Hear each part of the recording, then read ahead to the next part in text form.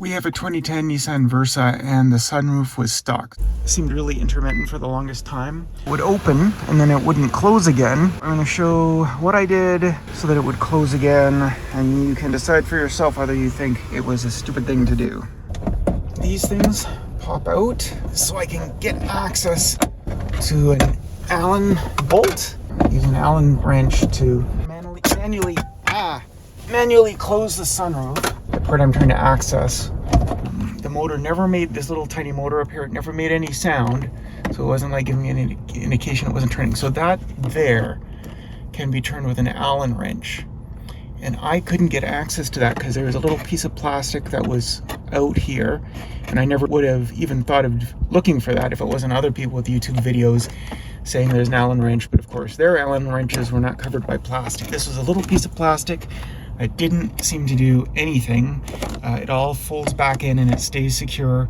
So I'm not sure what it was there for, unless it was there to hide that. My suggestion is use some pliers and you work the little piece of plastic till it just snaps off and it gives you direct access with an Allen wrench. And then by turning that, you could see every turn it closed the sunroof a little teeny tiny bit. I cleaned the tracks with a paper towel with WD-40 type stuff on it. That didn't matter until I was able to physically move it with that. That let the oil kind of distribute. It seems to be permanently fixed, and maybe when I knew it was jamming, I would have been better served by applying some WD-40 and cleaning it back then before it completely jammed. But once it's jammed, then you might have to do something like I did. Of course, there's also probably a way of accessing that without breaking this piece of plastic, but I couldn't tell how much of this would have to come down.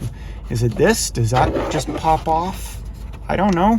I don't want to pry at it and find out. I couldn't find any videos explaining to me whether this would pop off or not. But someone did make it at least clear that this comes out, and it comes out pretty easily.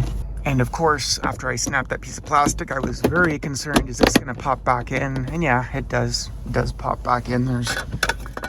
That's kind of why I wonder why the plastic was there in the first place, is I can't see anything about this being any less secure than it was before, you know?